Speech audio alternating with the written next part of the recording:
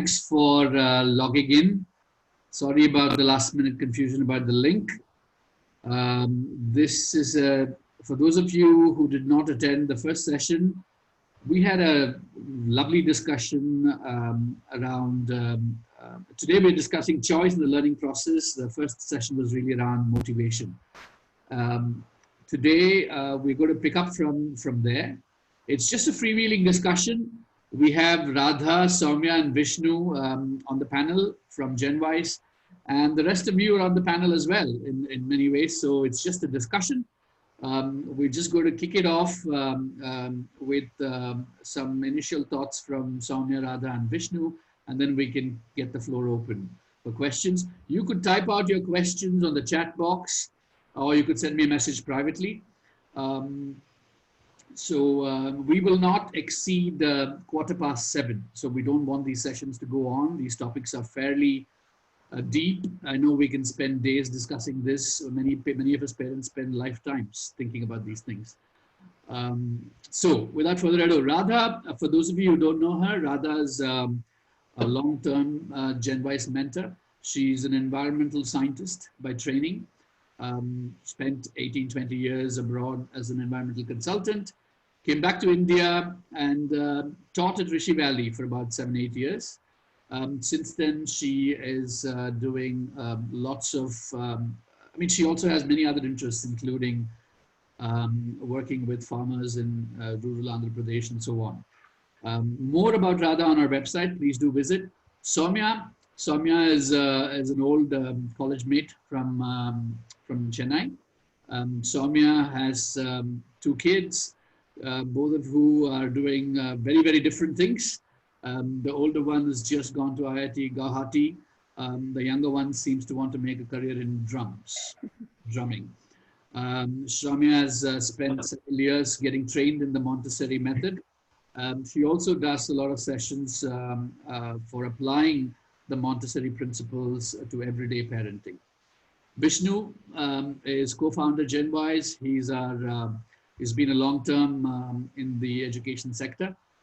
More about all of us on our website. So without further ado, I'll just get the discussion started. So first question I just wanted to pose to Soumya. Soumya, today's topic is titled Choice in the Learning Process. And the word choice means a lot of things to a lot of different people. Could you just spend a few minutes describing what does it mean to you? And then we can pick it up from there. Yeah, sure. Hello, people. Welcome. Nice to be here, part of this conversation. Hoping to hear more of the parents' voices because we keep sort of bouncing these ideas off each other all the time. But we'll get rolling and then we see how it transpires. Yeah. Okay, so choice, I think it's very fundamental. The element of choice, I think, is very fundamental to our sense of well-being. And I think that applies to children too.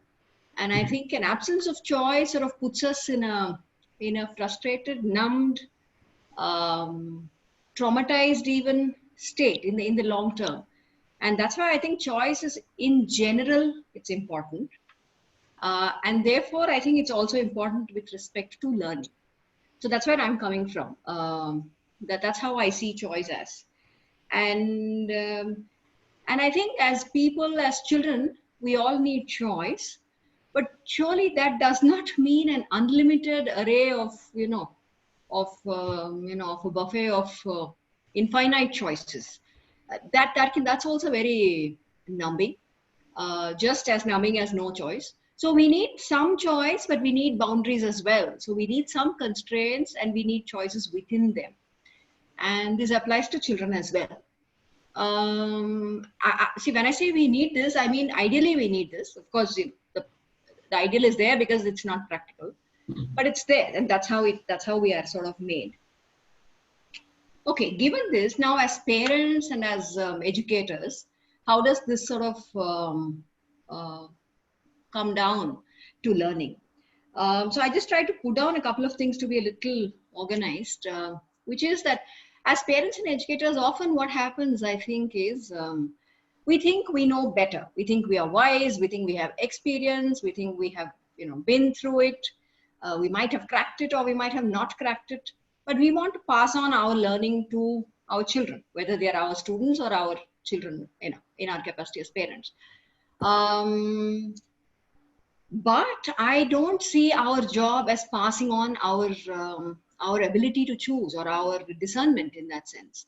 I think our job is first to provide an environment for the child to experience the realities of various things, to provide boundaries so he knows where things stop.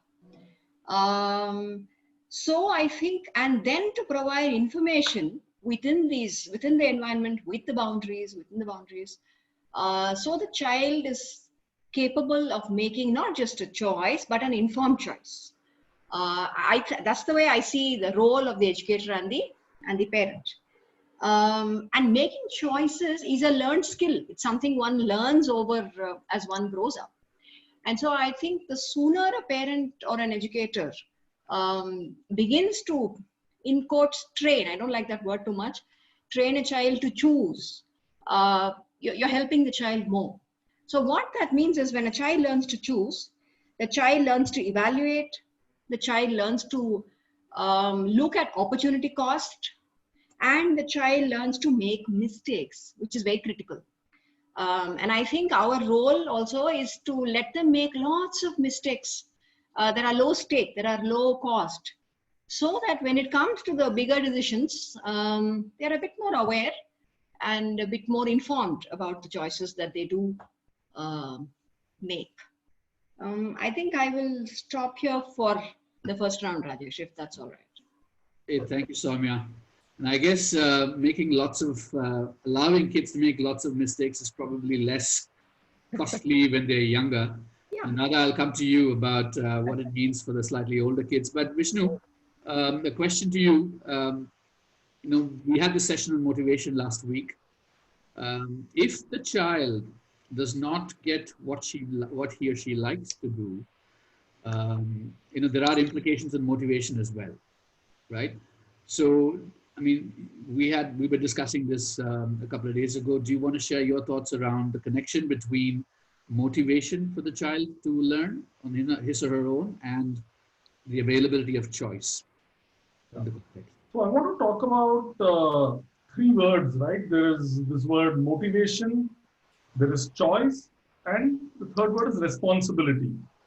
And I see all these three as intricately linked. So let's look at the word choice, right? Now, one meaning of choice is that I have a lot of choice, like in a buffet, I can choose to eat the raspberry pie or the lemon souffle, and there are 10 choices in dessert. The other meaning of choice is that I am making a choice, right? It's not about how much choice is out there, but who is making the choice. So is Vishnu choosing to be healthy and eating less of the dessert, or does he choose that let's go for it today and eat the dessert? So slightly different meanings. And this is related to responsibility in the sense that when a child is going from being a child to becoming mature, and honestly, maturity is a struggle for us even at 50 or whatever, right? It's a continuous process of making choices in light of your goal. And the more choices you make in light of your goal, one is more of an adult, right? And this child who is 10 or 12 or 13 or 14, increasingly, on one hand, we may have to give them choice in terms of the environment Soumya spoke about, so that, they know different things. But on the other hand, are they able to make choices now in a responsible fashion? And by responsible, I mean something which is connected to their goal. So to sum up, what I'm really saying is that motivation comes when you accept the current situation, right? Otherwise, children are often, when they are not motivated, they are struggling with accepting the situation, right? So they are thinking that, oh, I was not given a choice, that thing was more interesting. But an adult thinks a little differently, right? He thinks that, okay, this is not that interesting, but I'm a doctor and I need to do, put through these textbooks or whatever. So I think we need to keep these three words in mind as we have this discussion: choice, motivation, and responsibility. Hey, thanks for that, Vishnu.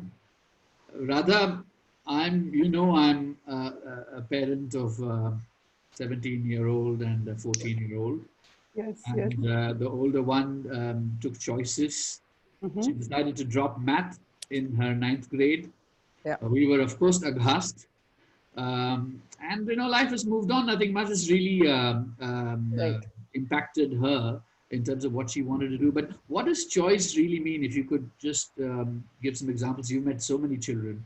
Could you just share your thoughts around what could this mean for some of the older kids, the teens? Right. So, some of the words that both Soumya and Vishnu were using, sort of boundaries, responsibilities, I think that becomes very sort of prominent, as the child grows older. And particularly, these are words that the children hear a lot as they get older. Now you're older, you're 15, you're 17, you need to be more responsible, you need to make the right choices. But from the child's point of view, associated with choice is the idea of freedom. Okay, so, is the idea of, I'm not free to make I need freedom to make my choices. Like you are constraining me, you are sort of putting all these, it's like sort of a set of false choices, right? I mean, look, it's great, you love music, etc. But can you just do that as a hobby? And, it's wonderful. Can you do that as a hobby? Rather than, and then, for your main career, it might be good to sort of, stay with either humanities or commerce or whatever, or science, right? But for the child, it is this idea of freedom. And the idea of freedom is not very clear because, like Soumya alluded to in the earlier part, is that, when you have having too much of choice is as debilitating as not having any choice. Okay, so this idea of freedom is very important, and I've noticed this in my experience. I don't have children, but I've worked a lot with young people and been associated a lot with young people in the age group of, say, 15 to 18. And for them, this idea of, and I'll take a very simple example here of the association between freedom and choice. It starts from, I should be free to choose whatever subjects I want to choose because I enjoy it. I like doing this. So why can't I do this as an option? Okay, why can't I do this as a career choice? Why do I have to do this? So it starts from there. At a very simple level, it even starts from taking responsibility for things, right? Okay, so let me take a very, very simple example of when as a teacher, I would ask for submission of certain assignments, right? It starts right from that level. So it's sort of, if I said, okay, all of you need to submit your assignments by 15th of whatever, the month, then there is an imposition. It's seen as an imposition, but which often what I would do is to say, why don't you collectively decide as a class when you want to submit your assignment? Okay, so you sort of, there is a certain choice you've presented to the young people to decide and to take some responsibility as well. To sort of say, okay, so collectively, so one, you have to discuss, you have to arrive at some consensus because everybody's going to have a different point of view and everybody's going to, some kids are going to say, well, the further we push it, the better. Some are going to say, no, let's submit this earlier, that all of that discussion. But then when you do that and they arrive at this sort of decision and communicate that to you and you say, okay, fine. So now the ball is in their court. You've sort of laid it out to them, treated them as an adult, okay? And then it's up to them. The thing though is, if the submission does not arrive at the time that they said they would, I would just come down very heavily because I didn't force you to take 20th of June as a submission time. You chose, you were given the responsibility, you were treated as an adult. Now this is my boundary and this is my decision. So you're not sort of, and then there are no reminders. Though the first time I did it, I did send out a reminder. I sort of said to them, okay, guys, you have 3 more days, right? Remember that? That sort of thing. Not that it's perfect. There are children who didn't turn up who did not submit. That was the first time. But subsequently, there's peer pressure. So I'm going to stop here because I think freedom and choice are very, very important at that age, because you often hear these words from children. I am not free to choose what I want to do. Right. Yeah, I'll stop right here. I mean, I know Radha does plenty of courses around the theme of sustainability at GenWise and even outside of GenWise. The very first thing she tells all her participants in the class is, what are our collective class rules? Who could speak, right? And how do you interrupt, and so on. So there is a bunch of list of behaviors that the class collectively owns, and it's prominently displayed on the board for them to keep reminding themselves through the sessions. Thanks for that, guys. So the rest of you on the call, on the meeting, I mean, it's great. If you'd like to speak, please unmute your phones and just share your thoughts. If you have any thoughts around these three broad questions that I posed to our panelists, or any other questions you may have for them. The floor is open, please. Sure, if I may. Sure, Sindhu. So this is just wanted to share some thoughts about choices itself. So I think it has to be clearly, in my opinion at least, clearly aligned to what you want, the learning outcome, right? If as a teacher, for me, not submitting is not a choice. But the form in which you want to submit it, I would give you a choice. You want to create you want to create a blog, you want to do a YouTube video, you want to give a 1,000-word assignment. I mean, I would give them choices like that. But not submitting the task is not a choice. Not make a 4-year-old not making the bed is not a choice. But do you want to do it after gymnastics class, or do you want to do it after dinner? I mean, that's where I would give the choice, right? So, and as a parent, perhaps, if you didn't want your child to completely like not do a degree, perhaps the choices would be, hey, if you want, you take a gap year and come back, or you work for 2 years and then you apply to a university. But not getting a degree is not a choice. So I think it also varies, there could be different perspectives on it, on what we actually mean by choice and to the expectations. Thanks for that, Sindhu. It was great.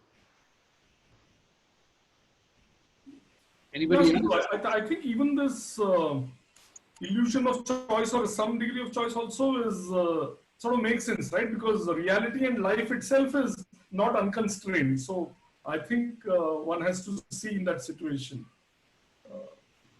In fact, it reminds me of this rock song, right? Freedom's just another word for nothing left to lose. Yeah, so you can't have complete, what does it mean, complete freedom? Yeah. I think what Sindhu said was quite on the spot, actually, because I think the way to give choice is that you have to draw the boundaries and then say within the boundary, you can do A or B or C or D, but the boundary is there and it doesn't move. But like what she also implied, I think it's important, but not easy, like most important things, to have a sense of what one's goal is as parents.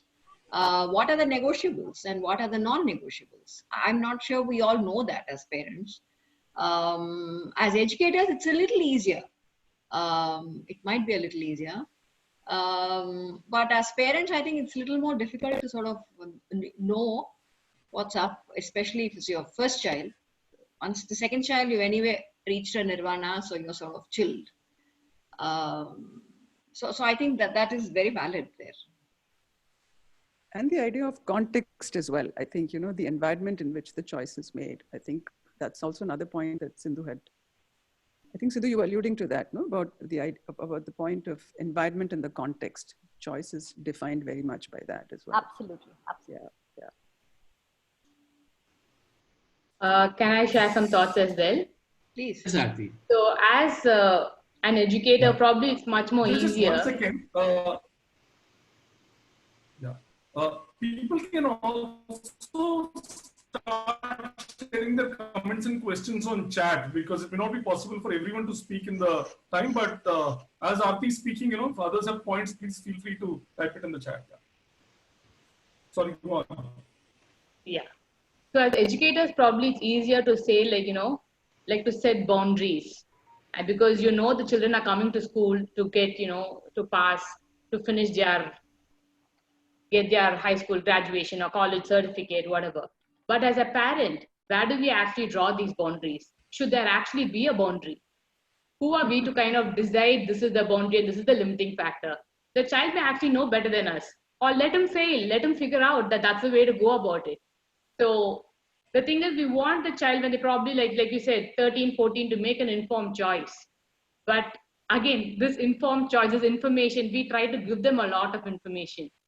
So how do we do that without our bias kind of slipping into this informed decision? Yeah, yeah.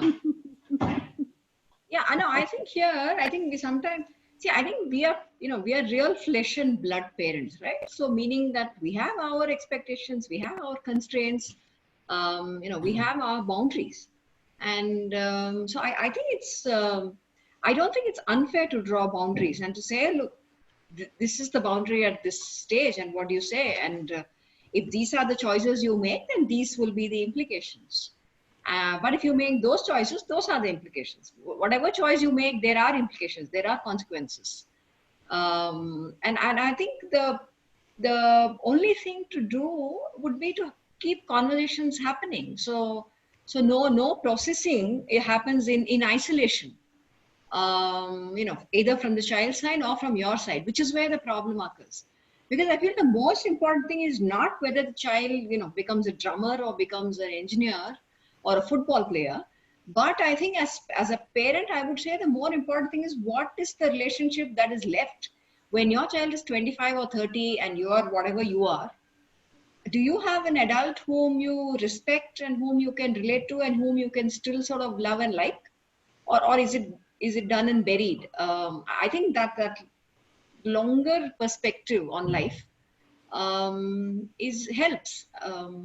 helps with these larger things. I think. Radha, you look like. Yeah, no. Yeah. I was just thinking. I completely agree with you, because I was just thinking that it's also another thing. Aarti, is as a parent. I mean, there are one has to find, I think, multiple ways of. I mean, when we talk about drawing boundaries, and when we talk about, it's also about. I mean, these boundaries are. Language can be very constraining. Boundaries are very. It's a dance. Okay, whether you are a teacher or whether you're a parent, I think we're all negotiating in life. It's all about negotiation, right? Give some, take some kind of thing. Now, for example, as I'm in the middle of this, what do you call it? Engagement between a mother and a daughter, where, the daughter is very keen to do something, and the mother doesn't think that has any career opportunities or will provide any value to the child.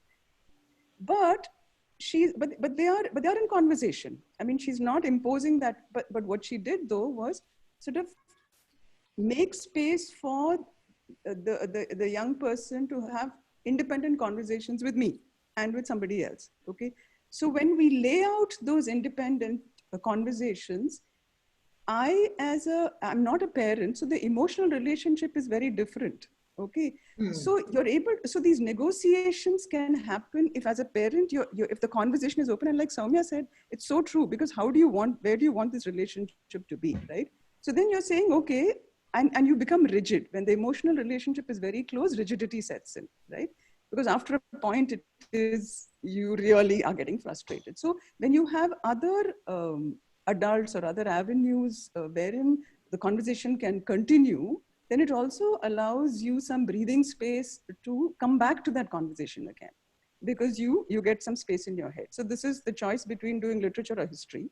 And so we are so it's not easy, but I think there's no manual. Unfortunately, the child didn't arrive with a manual. So, but Radha and Soumya, the very word negotiation assumes that both the parent and the child, the educator and the child, know what they want, what they think is right, what they think is important, and both of them negotiate in different directions, assuming that there is a conflict, right? So therefore, Arti's question, I think, is apart from the basics and the foundation that Soumya alluded to around values, good human being, stable, socially stable, and so on. Does it really matter what the child actually does? Do we really have a more mature and experienced view to guide them and direct them into spaces that we may not even, it may not even be relevant for us to have some expertise on, unless they just follow in our footsteps or our business or whatever. I don't know. Okay. There are two questions, one from Megha and one from Vivek. I'm thinking perhaps we should read out these questions. They're raising similar issues. So maybe we can, if you could read out these questions and then we can go ahead and read it, Vishnu. Points. Okay. So Vivek has asked that if there is a difference between the parent and the child with respect to the choice of subjects, especially in 11th grade, when you make choices, then what do you do about it, right? So that is Vivek's question. And Megha asks that, let us say a child has made a choice, what kind of consequences could be given to the children by parents when they do not work towards the choices they have made? And how do you motivate children to work towards the choices, both negotiable and especially the non-negotiables? I'm not very sure what she means by that. We can ask her that as well. Yeah, I think it says all three panels. Can I clarify my question? Yeah, please. So by non-negotiables, I meant the things that have to be done, whether you like it or not, you know. Like, you know, you have to make the bed, for example, or whatever else it is. Okay. Yeah. Fair enough. It's to make the other party feel that they've been given a choice. Right, it's a false choice. Totally, yes. Yeah. Actually, this bed thing, I used to think. So I have two children, and the older one is always, you know, doesn't need to be told anything. It's completely self-driven and self-motivated, and fully there. And she's the control of error for all of us about what I don't do and what I miss and what I leave undone. The younger one could not be from a more different planet. So I have decided that making the bed is not a priority for me. That's all, because I want peace. Every morning, I don't want to squabble. I don't want, so I've just abandoned it so that I can fight the 10th standard battle with him. Because I want goodwill. I want goodwill which I can negotiate and I can use to leverage. And I genuinely value the 10th standard far more than I value the made up bed. If I look at it calmly, of course, in the morning when I get up and I walk in this room and it's like that, and my blood just boils. But if I can get myself to calm down, which is sometimes happens and sometimes doesn't. This is what it boils down to. So I think it's a huge. I mean, one thing I'd like to say is from a personal educator and teacher point of view is, I think there's nothing like raising a teenager these days to sort of put our egos in place. You just have to let go, just drop and say, okay, now I'm just like they're raw, naked completely, and just now let's see where we begin. I mean, that's one way of looking at it, and that's all very well. I'm sitting here on a conversation panel, but when I see the bed not made every morning, I may not be there in that calm sort of place. Anyway, that's a high level sharing. But just to address this one thing, choices of subjects between, differences between. So I will share what I have to say, Radha, and then maybe you can go on. Yeah. So I think the thing would be to actually do it a bit hands-off. And I would suggest that the child meet in this case, perhaps, lots of other people who can give them a perspective on what does it mean when you choose subject A, subject B, and subject C, and not subject D. When you choose subject E, F, along with not G, but with X. Well, what does it mean and what does it imply? I think that's what I mean by an informed choice. But unfortunately for teenagers, because like Radha mentioned earlier at one point, I think in the last session, they have this thing to question authority.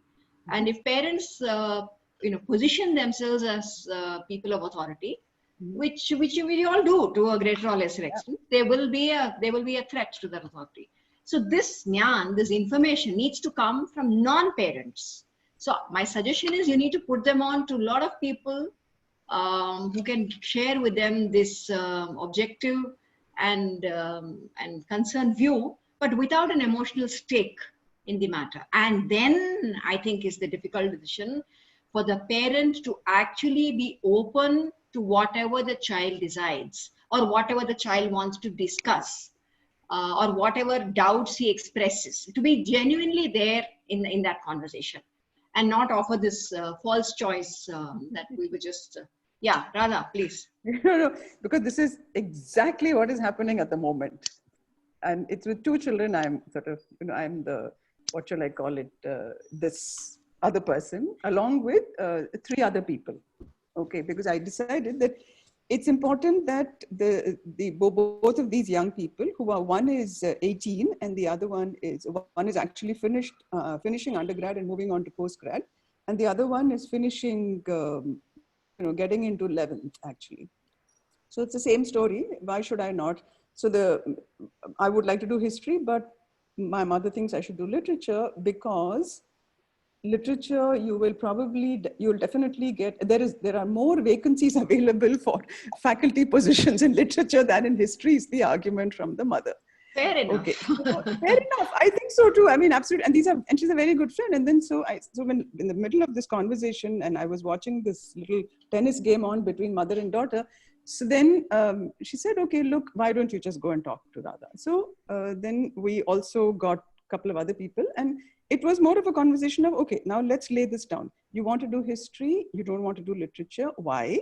Why is it that you want to do history? Do you like the subject? Do you not like the subject? What about political science? Have you thought about, so sort of laying out a bunch of other things. And then, because what happens is you don't want a conversation where the child is digging the heels in and wanting to do history only because the mother is saying don't do history. It's not an informed choice. It's coming from a very different place. It is, I don't have freedom, it is authority, it's every one of those things. And this is a single mother. So, there are lots of other complications as well. So now we've reached a point where we've had independent conversations, mother, 3 of us, with a mother and 3 friends and all of us, we've had independent conversations. And we've sort of reached a point where the mother is like, yes, it's not that you do what you want, but I'm beginning to understand why it makes sense to do history and why, why history is a good option. So we've reached the point where that conversation is happening between mother and daughter, where they're saying, okay, let's look at history, let's look at law. We've reached law at the moment. So it's very helpful to get a third choice. Yeah, no, it also opens up. See, again, it's like we're all saying, it's life, it's not some manual of, this is how it's to be done. So more importantly, as a parent and as an adult, and having been in a residential school as an adult, it's really the negotiation, and it reaches an emotional point where as the adult, you have to step away so that there is space for conversation. Otherwise, it just becomes very difficult. Yeah. In summary, basically, find a non-parent, near family, well-intentioned to make some of these conversations to help clear out and remove the emotion from these sorts of conversations. And then, as Soumya said, genuinely accept a well-informed choice. Yeah, and that's hard. That's the hard part. Any comments from all of you, from the rest of you? I want to just add. Can I add something? Yes, please, Jennifer. Something in the same realm, but just to say, if maybe you cannot do this if the child is 17 or just picking up courses for college. But if a child is 13, maybe just starting to figure out which subjects to take in grade 9. As much as I might not like it as a parent, I'm wondering just exposing them to it outside school for them to see what it is. Maybe I don't know myself because I'm not exposed to it. I have a block to it because I come from a different background. So we learn it together as a journey and understand. Maybe my child will come back and say, I don't like it at that point. So that gives them that capability to make that choice, not feeling like we are making that choice for them. Will that probably, I don't know if it'll help everybody, but I don't know, I'm thinking in that realm. I don't know what you guys have to say about it. In many ways, Jennifer, the reason why GenWise exists is to really support some of these experiments and journeys as well. Vishnu, you wanted to add something to that? Yeah, I just want to add a practical thing out here. I have found that some of the school counselors, they are really good. People who've been doing it for a few years. I know they are rare and not every school has good counselors, but I have found that they have very tangible information. They know some students who've gone on to do some subjects in different disciplines, and so if some of you want information, we can you with some very good school counselors. We, of course, in GenWise are able to give you exposure to different subjects, but that's slightly different from more career counseling thing. And some of these individuals really know because there are different elements, right? How expensive is it? Are there opportunities there? And I personally know 3-4 people who can give very good advice. So if Vivek, if your child is in 10th, going to 11th, I can, of course, give you some tips, but I know people better than me who can advise you on that. There is one, I want to speak for 2 minutes about the Megha's question about how do we make children work towards choices, and Sindhu has very wisely said pick your battles, and Soumya is also wisely trying to do that. So I used to do the 7 Habits of Highly Effective People training, Stephen Covey, and there is a thing called Habit 5, and I can send you an email with details, but broadly what Stephen is saying is, can you set up a win-win agreement with your child? And he says there are a few components of this. So the most important thing, the hardest thing for a parent or even a manager is that you are the owner of the result, the 10th standard thing or something. Unfortunately, the parent has become the owner and is now running helter-skelter behind the child. So, and this is not easy to break, but because for years this has been happening, unless you are a very smart parent and, you know, when your child was 3 years old, if you make the child tie his own shoelaces and all that, very good. If not, it's going to be a little hard now. So the fundamental thing here is that you have to make the child the owner and you have to become the steward of this. So how do you do this? So I'll just share an interesting anecdote. So what Stephen Covey did in this example he gives with this 9-year-old is that he wanted his lawn clean and green, right? And so he wanted his child to use the lawnmower, water it, do whatever. So Stephen Covey had these fundas, and what he told his child is, first you have to give the child the clarity about how it will look. So he made his child look at the neighbor's lawn, because his lawn was all, you know, strewn with apple cores and, you know, garbage from the last weekend's barbecue and so on. So first you have to give a clear picture of how it will look, and then you have to give guidelines. The guidelines are that, listen, I cannot, you know, send you to this maybe, you know, very expensive program or whatever. I have so much budget or whatever, this is what you do, some whatever guideline it is. Or maybe the guideline is non-negotiables, right? You may say that I don't care whether you make your bed or not, but you will have to do this. And he sets up all of these things, and he also sets up how they will track accountability. So the normal way a parent operates is you're always on the case. You're always on the case. And this is very stressful for the parent as well as the child. In fact, Bhushan, in the course on parenting, said that you must give up certain things, right? Otherwise, an adolescent, you're breathing down the neck. So Stephen agrees with his kid that, one, he agrees that I will help you, but you have to ask me for help. I will not come and help you, but if you come and ask me for help, I will do certain things which physically may be difficult for you because you're 9 years old. And on Tuesdays and Fridays after dinner, we will go and check the progress of the lawn. And Stephen sees the kid playing ball, not doing anything, not a single piece of paper has been picked up. He's ready to blow it, right? He has to sort of control himself. And when he asks his child that, hey, can we go and take a look at it? Initially the child says everything is done. But the moment he says, okay, let's go to the yard and, you know, check, Tuesday evening was our deal. the child starts bawling and crying, saying, it's so hard. And Stephen is like, what's so hard? You didn't do a single thing. And what's so hard for the child is moving up that one rung of responsibility. So you can hold yourself in control and try to change. Make the child the owner. Initially, things will be bad. I know it's easy to say, but I think it can really work if you can, make the child the owner and yourself the steward. Okay, we have about... Sorry. Go ahead. Go on, Sindhu. I'm just giving a time check. We have a minute to go, but we can probably stretch it by another 3-4 minutes. Go ahead. So I think, in my opinion, again, some like value-based things, in my opinion, are non-negotiable. Respecting people, Yep. Life skills, developing good work habits, all of that is non-negotiable. But coming to subject choices and all of that, I think it's also a cultural thing, billions of people in our country, few jobs. So it's also, I think, over generations, you do A, B, C subjects, then you get these jobs.